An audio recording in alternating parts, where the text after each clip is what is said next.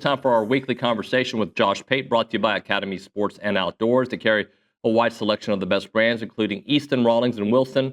And at Academy, you can shop for the latest bats, gloves, and cleats, clothing, protective gear, and training equipment, and much, much more. With that, we go to the Bucky's Catering Hotline. We're joined by Josh Pate. What's up, Josh?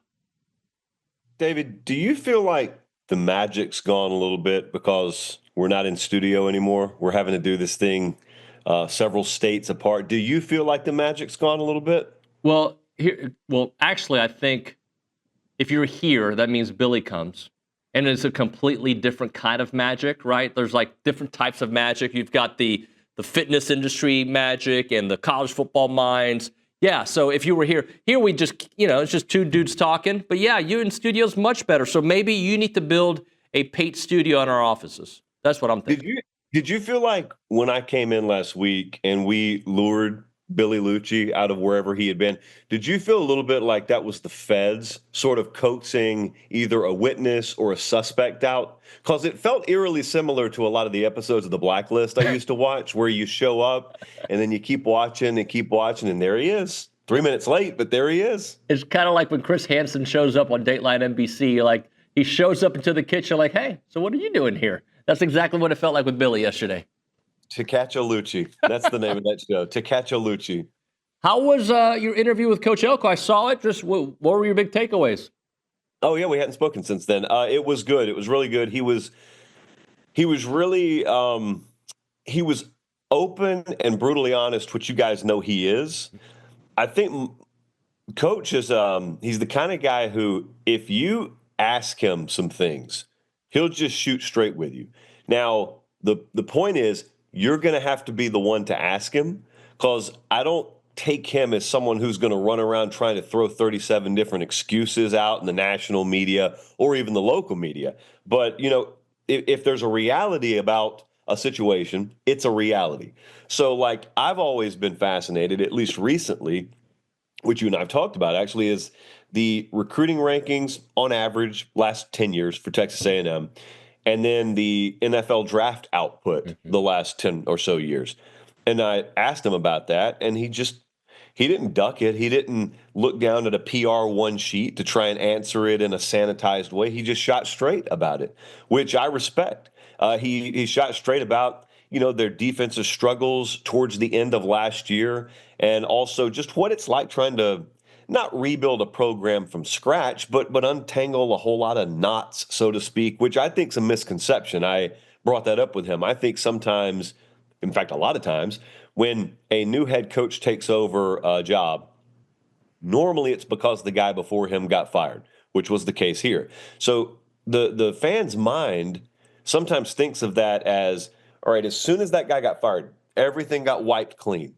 It's like a forest being just completely torched. And now the new guy comes in, and on day one, he starts to plant the seeds, and we'll just see how fast it grows. Well, that's not reality. Reality is, in a lot of cases, you got to come in and you got to clean out a lot of crap or a lot of underbrush. And you've got a lot of deconstructing to do before you can start to construct whatever you want. But the funny thing about football is, they don't give you 2 years to do it. They'd say, well, you're gonna play a season every fall, and you're gonna be in the process of doing one and trying to do the other at the same time. And if he were getting paid $60,000 a year, people would have some empathy for it, but he's not. And so when you get paid several $1 million per year, people don't really take to feeling sorry for you. Not that he's asking for it, nor am I asking for it for him, but I think sometimes the ability to understand and appreciate that just gets tossed out the window.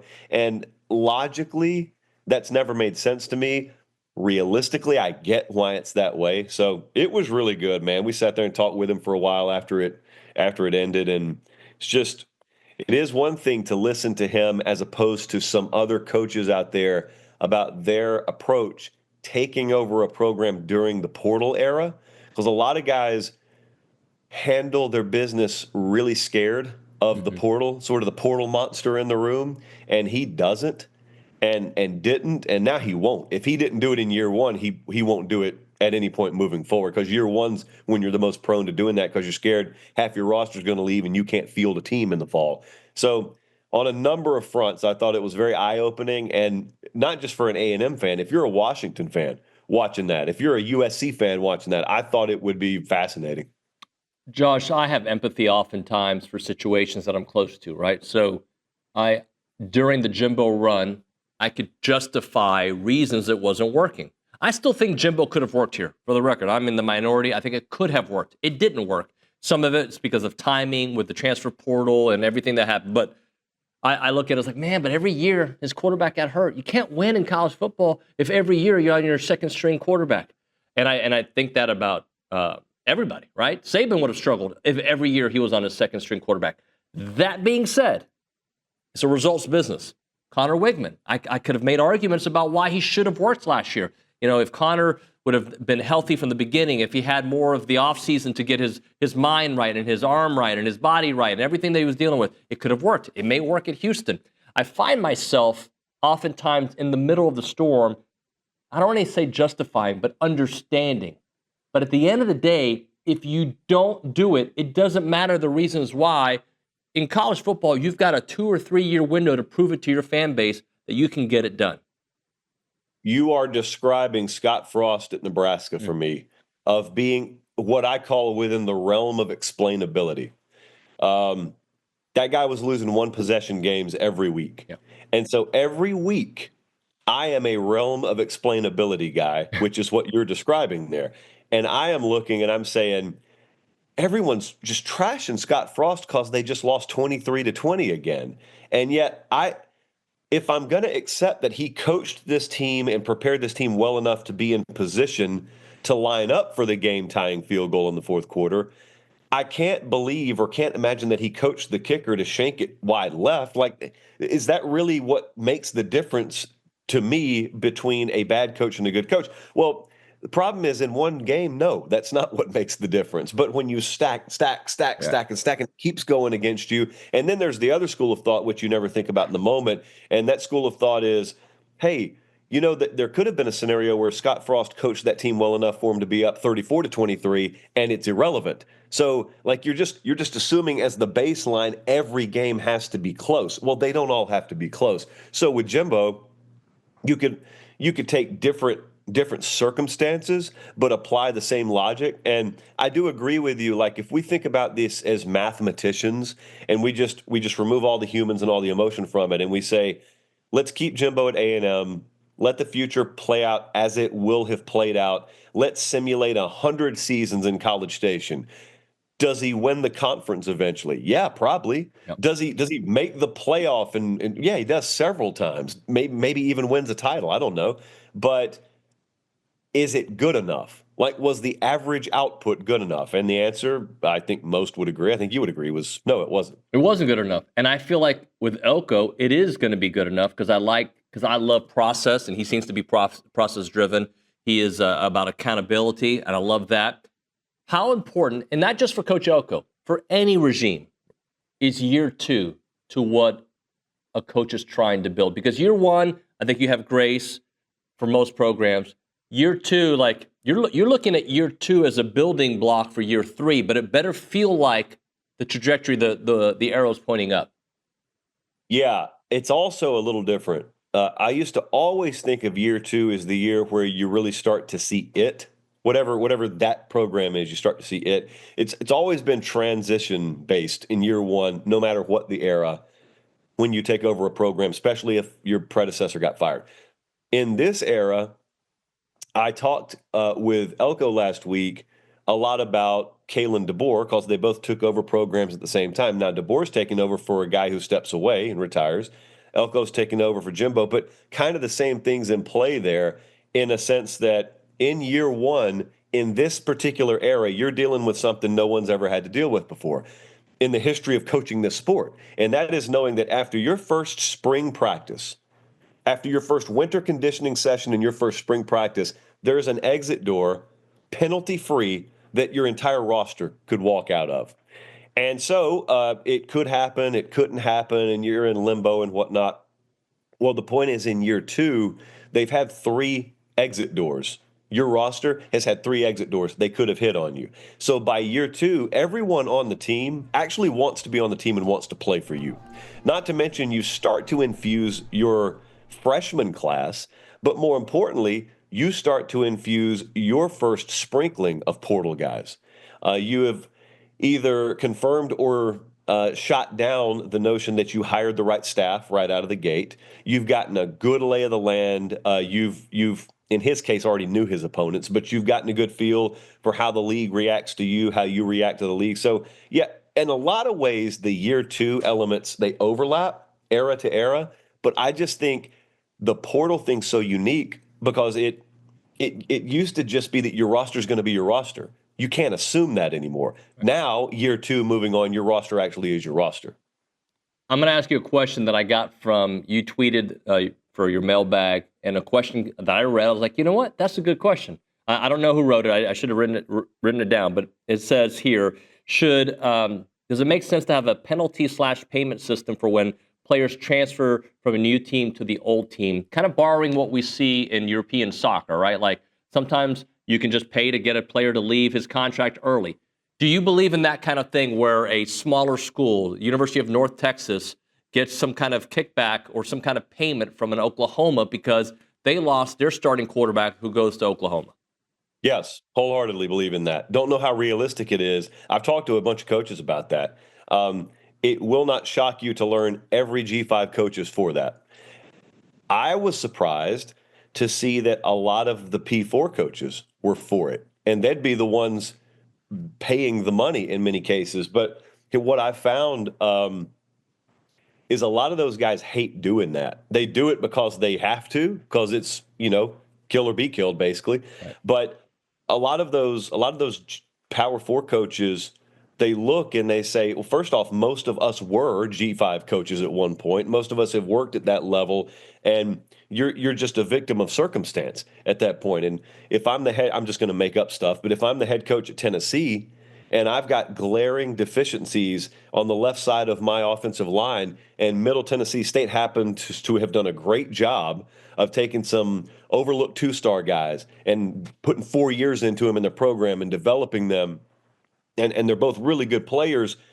Am I going to sit there and watch them shine in Murfreesboro at my expense, or am I going to go buy them? I'm going to go buy them. And then Middle Tennessee State staff is going to be up the creek without a paddle this upcoming fall because they can't go backfill those spaces. They're probably going to lose and get caved and get the quarterback sacked 37 times. And then they're going to go 5-7, and that staff is going to be graded by the "you are what your record says you are" crowd as a 5-7 staff. They're actually victims of having been too good at their job. So the Tennessee staff knows that when they do that. But what else are they going to do? Right. And they're technically playing within the rules. So those Tennessee folks know we'll always have the money anyway. We'd love to kick money down to them. I've gotten that kind of feedback, I kid you not, from a number of guys, which has surprised me. It's not consensus, but a number of major staff members have said, yeah, it's absolutely the way it ought to be. Well, I think it's interesting because you have, like in soccer, and I watch a lot of soccer, and I know the stations are being turned right now when I bring it up, but these smaller teams, that's how they kind of fund their future, right? That's how they stay afloat, is by developing great players, selling them off at a high point, and then paying for the next. And they're kind of like a development league.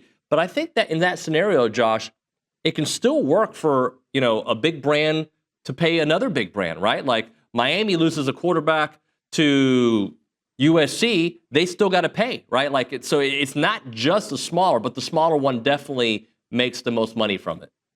Yeah, I think if we ever got to a point where we broached this, and it's happening in a revenue sharing era where you're incentivized as a player to stay on a roster.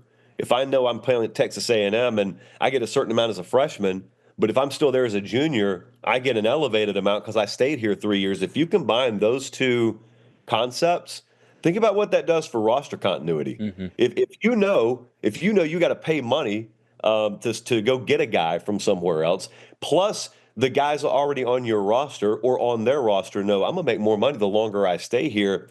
You did not outlaw transfers. You never made it illegal. Guys are free to do whatever they want to, but at least there's incentive on both ends of the pendulum for guys to stay put, which reverts us back sort of to the way it should be, which is with a few exceptions, your roster is going to be your roster. Talk to us about the most hated team or program in college football and how we got there. Well, I was accused, you will not believe this, but I was accused of allowing my visit there to influence my selection of Texas as the most hated team in college football. But unbeknownst to the audience, I did make it my list, but all I did was compile audience feedback nationally. So the audience feedback, David, was fairly overwhelming. It was Texas number 1, and then it was Alabama number 2. I think we had Miami 3, and then a combination of Ohio State, Michigan 4 and 5. Very surprised, kind of surprised that Notre Dame was not one of the top 5, but I see the reasons. Georgia is just fascinating because Georgia's been the top program to me for a while, and yet we ran a poll. We got like 10, 15,000 votes on it. Is that a top 5 most hated team? 51-49, yes, no. Is it split down the middle? The entire country can't decide whether they hate Georgia to the max or not. With Texas, so they were number 1, and I got accused, of course, of allowing you guys to rub off on me. And then the other bit of feedback was, how can a team that hasn't won a national championship in a couple of decades be hated? And I'm not sure if you follow college football, you asked that question. So most of the people who don't follow it or only casually follow it, those are the only ones who would ask that. Because if you haven't won a title, but you act like you've won a title, that's it. That's it. And that's not the only fan base that's ever acted like that. Now, to their credit, as I said in the clip when we did it on the show, I got no problem with it. Like, be your authentic self. So if that's who you are, be your authentic self. I feel the same way about A&M. When I was in a classroom there the week of the Missouri game on Friday, we spoke to a classroom. One of the young ladies there in the class, when we did Q&A, she raises her hand. We call on her. She says, "Why does everyone else hate us so much?" And so in fairness, I gave a little cookie cutter answer. She did not relinquish the mic, David. She goes, "Yeah, but for real, why do they hate us?" All BS aside, why do they hate us? I said, well, because A&M's got different tradition than everyone else. There's a different vibe around Texas A&M than everywhere else. They don't get it. Now, you guys here, you get it. So you can either spend all your time worried about explaining yourself to the outside world, or you can forget what the outside world thinks about you and just be you. Yep. So that's college football. That's tradition. Well, at Texas, they just got a different version of it than you. So they're acting the way they act. You act the way you act. Everyone acts the way they act, and we decide who to hate and who to love. And on Saturdays, there's nothing wrong with it. Now, Monday through Friday, a little bit different when you act it out on the street. Right. But on Saturday, it's wonderful. So I'm going to add a little bit to that. I'm going to tell you both about A&M and Texas, why some of that happens, my opinion. On Texas, it's exactly what you talked about, a little bit of that arrogance that I feel like Aggies were a little bit vocal with the rest of the SEC. And then starting at SEC Media Days, SEC Media would tell me, dude, you guys were right. Right? There's this arrogance. So that's part of it, right? And the other part, I think, is we all saw it happen in real time in the Georgia game at DKR, right? The throwing on the field, like that I think that was a moment where college football looked at it like, come on, guys, you can't be complaining and doing that and getting the call that you want. Oh, and by the way, it worked. So I think that kind of adds to it. As for A&M, I think people hate the traditions that you mentioned, right? And also that A&M tries to be one of the established programs, right? They don't like, you haven't earned it yet. You keep talking about it. You have all this money, but you haven't done it. You don't get invited to the party. Why do you keep inviting yourself to the party? Well, we're going to keep knocking on the door till we break through, and people don't like that. People want you to stay in a certain lane. I think that all plays a part of why people look at A&M a certain way. Now, a lot of the themes you just mentioned would also apply to Notre Dame in a past life. Like you and I and everyone older than us, generations before us grew up, and if you were not a Notre Dame fan, you got taught that everything you just said about Texas applies to Notre Dame. Yep. And then you've got the added benefit of being able to point out that a lot of their alumni are sidewalk alumni. They've never even been to South Bend. They can't point it out on a map. They're also Yankees fans and Lakers fans, et cetera. So I was really fascinated to find that the 18 to 34-year-old crowd, while they may not be in love with Notre Dame, they don't have that same disdain in their chest for them. I think that just comes from not being scared that they'll ever win a title in their lifetime. Only this past year have you ever really felt like they were going to challenge for it, which is wild because they played for a title in 2012. They made the playoff 2 other times. They've been a consistently solid program. But it's never been that shark fin that scares you. It's like if I tell you you're in the water with a great white, you're terrified. If I tell you you're in the water with a nurse shark, you still don't want to be there. But you're not knocking kids out of the way to get out of the ocean, I guess. Josh, let me close out with a question about Lane Kiffin. I have this love-hate thing with Lane. I think he's great for college football. I don't like the way he talks about A&M. I don't like some of his antics, but I think he's very entertaining. Right? There's an entertain. I'm glad he's in college football. I'm glad he's in the SEC. And I read somewhere like what kind of year is this going to be for Lane and what it means to him. That dude has done nothing but win a lot of games. I think they have underwhelmed. Well, they underwhelmed this past season for what we expected from Ole Miss. So I guess I'm going to ask is, what does Lane and Ole Miss have to do this year? Is there anything they have to do to kind of change the perception? Do they have to make the playoffs? Do they have to win? I mean, winning 10 games seems like something he's been doing there at Ole Miss since he got there. What has to happen for Lane and Ole Miss this year? Well, first off, I don't know that the national perception's where it needs to be. First thing people think of with Kiffin's anything other than his win-loss record, first off. Then when you get to the win-loss record, I'm not sure people properly appreciate how solid he has been, which is the reality you just pointed out. Okay, so because of that, they need to make the playoff this year. Again, the schedule makers did them a favor. They've got a ton of production to replace, but they've been doing it.